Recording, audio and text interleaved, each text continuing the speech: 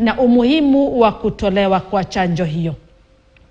Kwingineko mtazamaji, hali ya taharuki inaendelea kushuhudiwa katika eneo la Nyakach kwenye mpaka wa kaunti za Kisumu na Kericho. Hii ni baada ya watu wawili kuuawa na wengine kadhaa kujeruhiwa, huku nyumba zikiteketezwa na mali kuharibiwa kufuatia kinachoaminika kuwa uhasama wa kijamii. Wakazi wa eneo hilo wanasema kwamba kijiji chao kilivamiwa na watu wasiojulikana na ambao walikuwa wamejihami kwa mishale na kuiba mifugo Ijumaa iliyopita.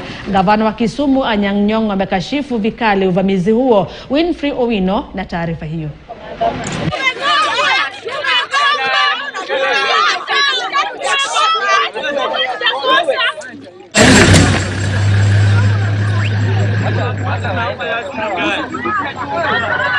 Kuna anti-stock theft security officers pamoja na national government administrative officers pamoja na vikundi mbalimbali both from Nyakach and both from Soin-Sigwet wanaendelea kutafuta hiyo mifugo ambayo ilipotea, na tunahimiza wananchi pia wakiona suspicious stock ama wakiona magari ambayo inatumia ng'ombe ambazo ziko suspicious pia waweze kutusaidia ili tutambue. Serikali inachukua hatua ya kwamba national government administrative units ama officers wote waweze kwenda mashinani kutoka assistant chief na chief, waweze kufanya baraza, waongee na wananchi, waweze kuweka usalama na wasichukue sheria mikononi, na pia tutaweza kuendeleza peace meetings katika viwango vya sublocation na location na division na sub county.